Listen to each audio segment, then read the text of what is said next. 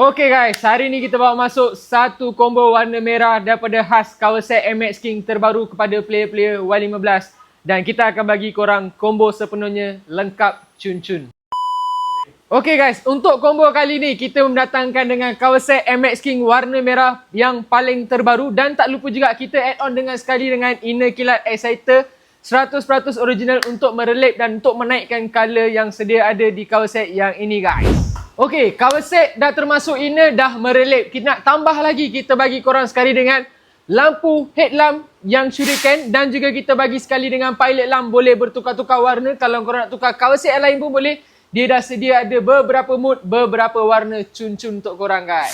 Okey guys, bahagian makeup dah separuh siap. Okey, kali ni kita nak bagi korang suspension iaitu fork lay dah siap lowered 1.5, dah siap minyak, dah siap lowered, dah siap spring 320mm. Dan tak lupa juga kita bagi korang monoshock daripada brand MRU Malaysia bersaiz 203.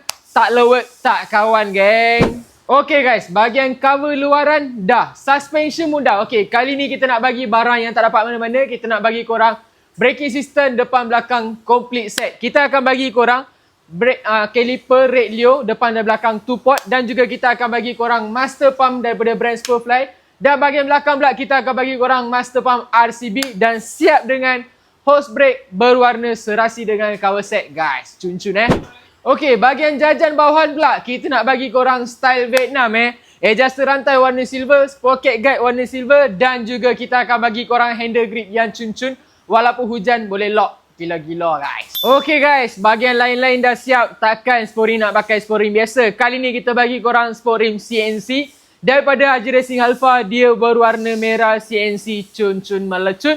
Dan juga dia siap dengan diskin rack one set. Dan juga kita akan bagi korang salaya full set. Untuk caliper bahagian mono semua sekali. Semua kita akan bagi siap cover set full set A to Z. Okay guys, untuk combo serba lengkap yang ini hanya berharga 4508. Korang nak siap pemasangan pun boleh. Kalau korang nak kita postkan untuk korang pun boleh.